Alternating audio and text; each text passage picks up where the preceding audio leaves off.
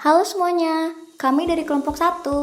Di sini kami akan mengenalkan hasil dari diskusi kami mengenai tindak tutur. Selamat menonton.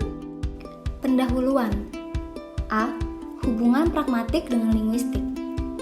Pragmatik merupakan suatu kajian yang berhubungan antara bahasa serta konteks yang tergramatikalisasi dalam struktur bahasa. Oleh karena itu, pragmatik merupakan makrolinguistik yang juga sebagai perantara mikrolinguistik. Dalam bahasa verbal, jika dikaji secara teoritis, maka mikrolinguistik merujuk pada fonologi, morfologi, sintaksis, dan wacana. Sedangkan dalam makrolinguistik menggunakan sarana mikro tersebut sebagai ranah untuk mencapai bahasa nonverbal yang berkaitan dengan konteks. Latar belakang adanya kajian pragmatik yang berhubungan dengan kajian kebahasaan disebabkan oleh banyaknya fenomena penggunaan bahasa dalam bahasa sehari-hari yang bersifat komunikatif namun tidak dapat dijelaskan secara ilmu bahasa atau linguistik. Peran pragmatik dalam linguistik. A. Menjelaskan data non-gramatikal. Bahasa sehari-hari yang digunakan seringkali mengalami kesulitan untuk dianalisis secara gramatikal. B. Menjelaskan data supranlingual. Unsur-unsur di luar bahasa yang mempengaruhi makna sebuah tuturan seperti gerak tubuh, gestur atau mimik wajah, nada bicara, intonasi, dan lain sebagainya. C. Penyusunan tata bahasa komunikatif. Perlu adanya prinsip kerjasama dalam teori tindak tutur dengan menggunakan 4 maksim, yakni maksim kualitas, maksim kuantitas, maksim hubungan, dan maksim cara. B. Hubungan pragmatik dan filsafat. Kajian pragmatik multidisipliner ditandai dengan adanya berbagai ilmu yang mendukung serta berhubungan dengan pragmatik itu sendiri, seperti filsafat dan ilmu kognitif yang menjadikan sebuah hasanah pragmatik. Hubungan pragmatik dengan filsafat merujuk pada sebuah makna, ungkapan, relevansi, serta logika yang terjadi pada saat tindak tutur tersebut terjadi. Ketika bertindak tutur, maka makna serta kelogisan yang masuk akan menjadi bahan pembicaraan yang komunikatif. Dalam halnya sejarah kefilsafatan, terdapat ungkapan-ungkapan yang tidak dapat dipahami dan mengalami kekacauan secara semantik dalam ranah makna dari ungkapan-ungkapan tersebut. Sehingga, dengan demikian, ranah kajian pragmatik adalah untuk menjelaskan makna tuturan yang rumit di mana tidak memperhatikan kelogisan dalam tuturannya. C. Hubungan pragmatik dengan budaya. Penggunaan tindak tutur tidak dapat dipisahkan dengan tujuan tuturan. Oleh karena itu, harus ada kerjasama antara penutur dan lawan tutur dengan saling menghormati prinsip-prinsip kerja. Grice 1975 dan strategi kesopanan Levinson 1987 dalam bentuk maksim-maksim kesopanan atau politeness principle. Maksim-maksim kesopanan ini erat kaitannya dengan budaya. Budaya menentukan nilai kesopanan yang berlaku dalam suatu masyarakat, termasuk pula dalam bertindak tutur. Bentuk maksim-maksim kesopanan atau politeness principle menurut Levinson adalah sebagai berikut. Yang pertama, maksim kualitas. Usahakan memberikan kontribusi yang benar, khususnya A. Tidak mengemukakan yang Anda yakini salah. B. Tidak mengatakan sesuatu bukti yang tidak Anda miliki secara memadai. Yang kedua, maksim kuantitas. A. Memberikan informasi sebagaimana yang diperlukan. B. Jangan memberikan kontribusi yang lebih informatif dari yang diperlukan. Yang ketiga, maksim relevansi. Buatlah kontribusi Anda relevan. Yang keempat, maksim cara. A. Hindari ketidakjelasan. B. Hindari ketaksaan. C. Jangan berbelit-belit. Dan D. Bersikaplah teratur. D. Hubungan pragmatik dengan linguistik mikro, morfologi, sintaksis, dan semantik. A. Morfologi. Ilmu bahasa yang mengkhususkan kajian pada aspek kata dan pembentukannya. B. Sintaksis. Satuan analisis pragmatik tuturan sebagai hasil tindak tutur. Sementara itu, satuan analisis sintaksis adalah kalimat. Pragmatik hadir dalam ilmu linguistik menjanjikan dimensi baru dalam berbahasa, yaitu dalam hubungannya dengan penggunaan dalam kehidupan manusia. C. Semantik.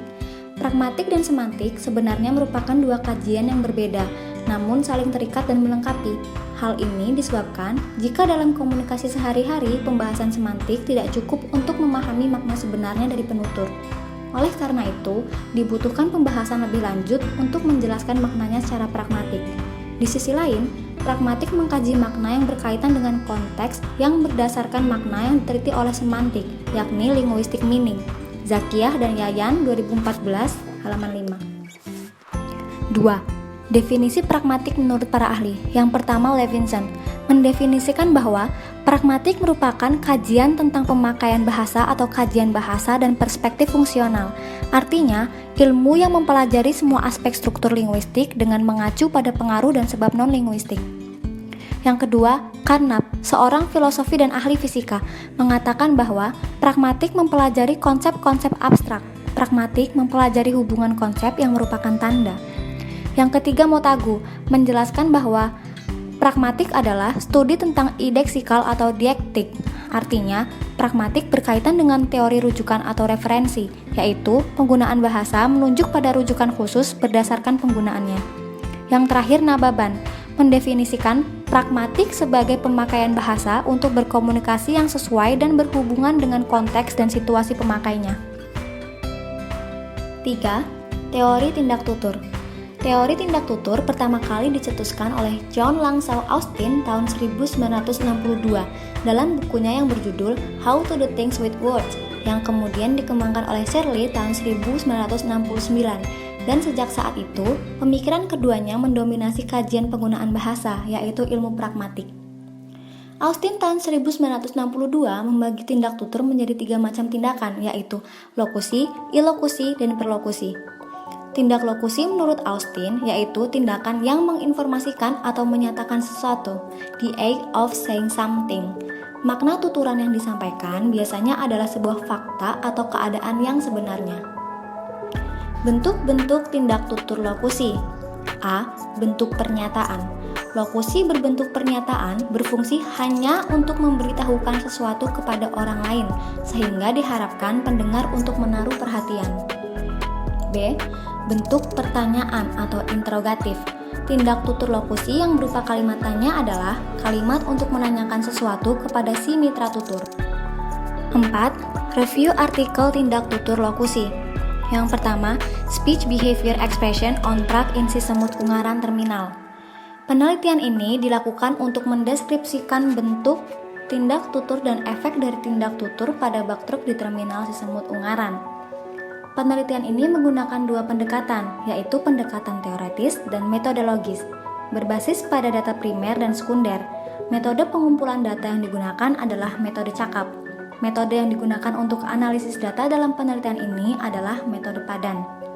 Pembahasan pertama mengenai jenis tindak tutur yang meliputi tindak tutur konstatif, performatif, lokusi, ilokusi, perlokusi, representatif, direktif, ekspresif, komisif, langsung harfiah, langsung tak harfiah, tak langsung harfiah, tak langsung tak harfiah. Efek yang ditimbulkan dari tindak tutur dalam penggalan tuturan wacana pada bak truk ditemukan efek positif, yaitu introspeksi, mendorong, melegakan, memaklumi, bersimpati, dan menurut. Sedangkan efek negatifnya yaitu tersinggung dan dewasa. Yang kedua, tindak tutur guru dan siswa dalam pembelajaran bahasa Indonesia. Penelitian ini bertujuan untuk mendeskripsikan tindak tutur lokusi, ilokusi, dan perlokusi pada mata pelajaran bahasa Indonesia. Penelitian ini digolongkan ke dalam penelitian kualitatif, sedangkan metode yang digunakan adalah metode deskriptif. Teknik pengumpulan data penelitian ini adalah metode SIMAK. Metode analisis datanya menggunakan metode padan. Jenis tindak tutur yang dipakai yaitu lokusi. Bentuk tindak tuturnya berupa berita, tanya, perintah yang diucapkan antara guru dan siswanya. Berdasarkan hasil penelitian, dijelaskan bahwa dalam tindak tutur lokusi ditemukan lokusi bentuk berita, bentuk tanya, dan perintah. Yang ketiga, analisis tindak tutur dalam transaksi jual beli online dan offline. Penelitian ini bertujuan mendeskripsikan tindak tutur penjual dan pembeli yang terdapat dalam komunikasi yang bersifat langsung dan tidak langsung, yaitu pada transaksi jual beli online dan offline. Metodologi penelitian ini adalah deskriptif kualitatif. Data yang diperoleh dari percakapan antara penjual dan pembeli di Pasar Minggu Lanut Sulaiman dan juga tangkapan layar dari percakapan antara penjual dan pembeli melalui aplikasi WhatsApp. Teknik pengumpulan data dengan cara menyimak, merekam, dan mencatat percakapan. Terdapat beberapa contoh bentuk tindak tutur lokusi secara online, bentuk deklaratif, imperatif, dan offline, yaitu bentuk deklaratif dan imperatif juga. Berdasarkan hasil pembahasan penelitian, dalam komunikasi pada transaksi jual beli secara online dan offline, ditemukan adanya bentuk tindak tutur lokusi pada kedua percakapan yang mengandung makna pernyataan dan pertanyaan. Yang keempat, Pragmatic Analysis of President Goodluck Jonathan's Concession Speech and General Muhammadu Buhari's Acceptance Speech, a Comparative Appraisal. Studi ini berfokus pada analisis pragmatis dari pidato konsesi Presiden Goodluck Jonathan dan pidato penerimaan Jenderal Muhammadu Buhari. Metode yang digunakan dalam artikel ini yaitu metode kuantitatif. Melalui tindak tutur yang berbeda, diidentifikasi dan statistiknya sesuai dengan apa yang telah disediakan dengan cermat untuk analisis yang menyeluruh. Hasil penelitian menunjukkan adanya tindak tutur yang bersifat tegas, pengarahan, permisif, ekspresif, dan deklaratif. Studi ini mencoba untuk memecahkan kode makna dari pidato konsesi Jonathan dan pidato penerimaan Buhari melalui penerapan teori tindakan pidato. Yang kelima, Speech Act Found in Aladdin Movie.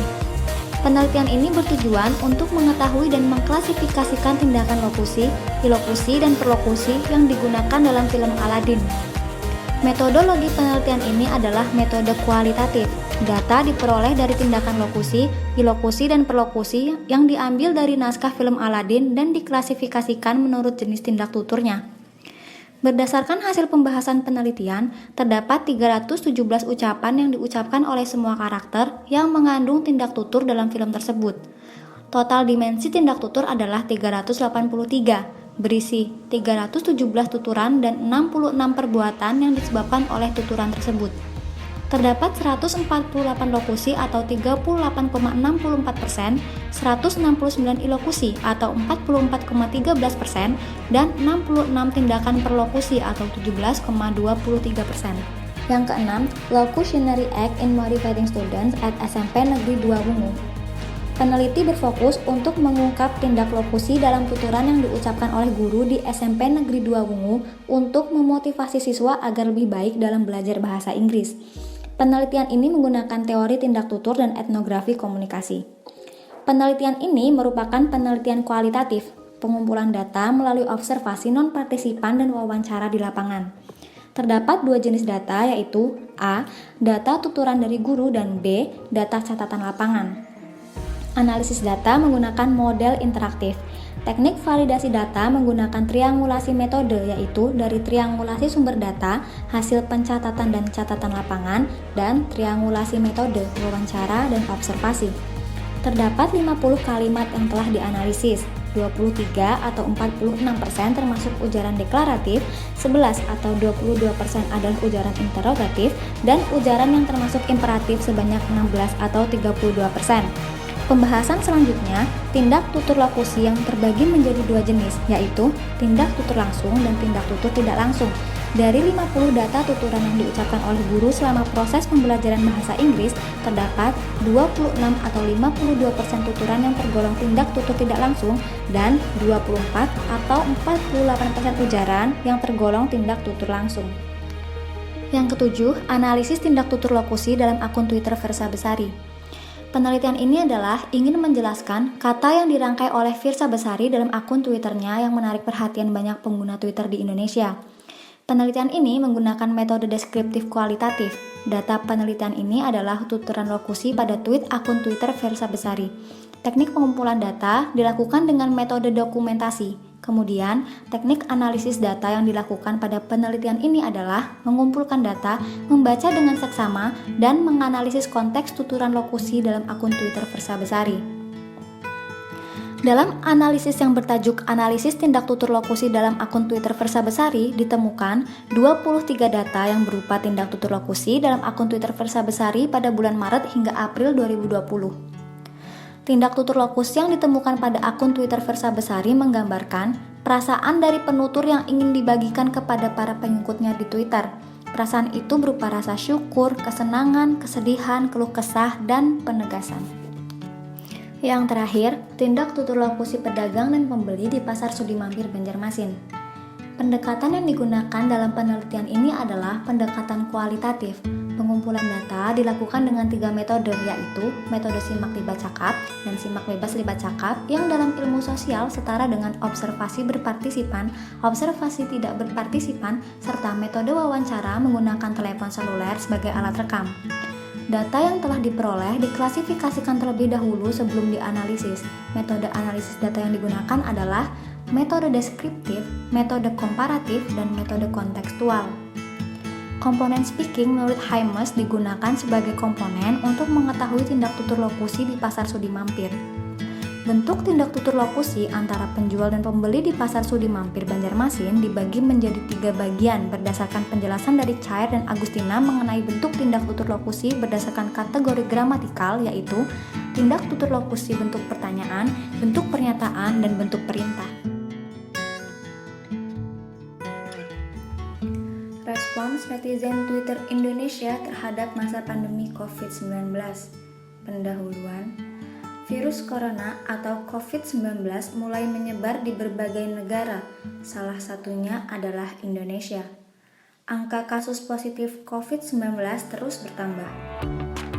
Banyak hal yang sudah dilakukan untuk memperkecil kasus ini, di antaranya pelonggaran skala besar pembatasan sosial atau PSBB, dan menyebarkan wacana agar selalu menjaga protokol kesehatan. Beberapa program tidak berjalan dengan baik, bahkan pemerintah mendukung adanya pelonggaran besar-besaran yang dilakukan oleh sejumlah kalangan artis di Indonesia. Menanggapi hal tersebut, beragam respon dan unggahan bermunculan di media sosial, baik lokusi, ilokusi, dan perlokusi. Ialah tindakan yang dilakukan seseorang dalam bertutur. Respons publik dan pernyataan dari akun pembagi informasi ini kemudian dapat dikaji melalui pragmatik, yaitu melalui tindak tutur lokusi. Lokusi sendiri ialah proses produksi kalimat dengan acuan tertentu di mana makna sebenarnya tidak dikaburkan. Metode penelitian ini menggunakan pendekatan kualitatif dengan metode analisis deskriptif, yaitu mendeskripsikan respon dari netizen mengenai berita-berita di era pandemik tentang COVID-19 yang muncul di Twitter. Hasil penelitian. Yang pertama, tindak tutur lokusi netizen mengenai vaksin. Respon netizen terhadap cuitan @Kemenkes.RI yang mana menyatakan bahwa saat ini, vaksin belum tersedia dan yang bisa diandalkan dalam menghadapi pandemi adalah disiplin protokol kesehatan. Tanggapan netizen, kalau vaksin sudah tersedia, kira-kira siapa yang akan dapat duluan? Apakah sudah ada rencana tindakan yang dibuat oleh kementerian? Semisal, penerapan daerah prioritas, mekanisme transportasi, dan code-nya. Data tersebut menunjukkan bahwa netizen merespon dengan lokusi interrogatif, di mana dimaksudkan untuk mendapat jawaban yang pasti. Yang kedua, tindak tutur lokusi netizen mengenai ginostas. Respon netizen terhadap cuitan @lokaldata.id tentang pencipta Ginos C19 Quatriana yang mengaku tak terganggu dengan badai kritik dan menekankan pentingnya inovasi dan beraksi ketimbang bicara tanpa solusi. Tanggapan pertama, sebenarnya Quat telah menekuni kajian fisika material serta artificial intelligence atau AI sejak lama dan telah menghasilkan sejumlah produk seperti masker anti polusi asap dan bakteri, hidung dan lidah elektronik, dan banyak lagi. Tanggapan kedua, alat sejenis Ginos bukan hanya dibuat oleh Mas Quat dan kawan-kawan. Banyak negara mencoba, tapi hasil uji validasi tidak bisa dipakai karena tingginya angka negatif palsu pada orang yang potensial menularkan. Berbahaya membiarkan penularan terus terjadi. Ginos belum melalui uji validasi. Data tanggapan 1 mendapat respon dari netizen 2 yang mana merupakan respon deklaratif, yaitu respon yang menerangkan kejadian terbaru. Hal ini dapat diindikasikan bahwa data 2 merupakan lokusi. Yang ketiga, tindak tutur lokusi netizen mengenai inkonsistensi pemerintah dalam menjalani protokol kesehatan. Dalam cuitan @areajulit tentang larangan mudik dan diperbolehkan liburan pariwisata, netizen mempertanyakan konsistensi pemerintah dalam menjalani protokol kesehatan yang kerap dianjurkan dimanapun. Tanggapan pertama, Presiden aja datang ke acara nikahan Atta Gledek kok dan disiarkan di TV nasional se-Indonesia. Artinya, sense of crisis udah nggak ada lagi di negeri ini. Jadi kesehatan udah nggak ketolong. Daripada kesehatan dan ekonomi hancur keduanya, yang mending apa yang masih bisa diselamatin, ekonomi, sambil nunggu herd immunity. Tanggapan kedua, benar, kayak apa gunanya masyarakat kecil disuruh PSBB dan lain-lain. Pejabat sama artis kesana kemari nggak jelas. Yang miskin makin miskin cuy. Dah lah, sekarang ketat-ketatan prokes aja. Hidup mati bawa sendiri-sendiri. Vaksin kalau udah bisa.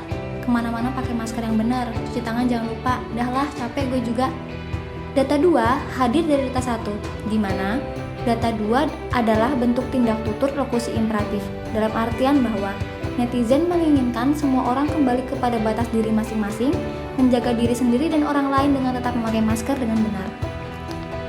Simpulan, berdasarkan penelitian di atas, penyusun dapat menyimpulkan bahwa respon netizen atau warganet Twitter mengenai COVID-19 terhadap cuitan @kemenkes.ri yang mana menyatakan bahwa saat ini vaksin belum tersedia dan yang bisa diandalkan dalam menghadapi pandemi adalah disiplin protokol kesehatan, menunjukkan bahwa netizen merespon dengan lokusi interrogatif.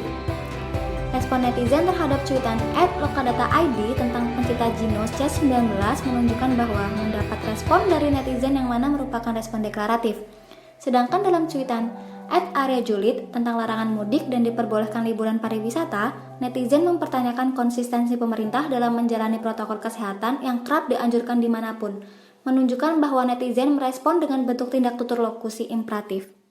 Terima kasih untuk waktu dan kesediaan kalian menonton video ini. Bila ada salah kata atau penjelasan yang belum cukup baik, kami mohon maaf. Terima kasih.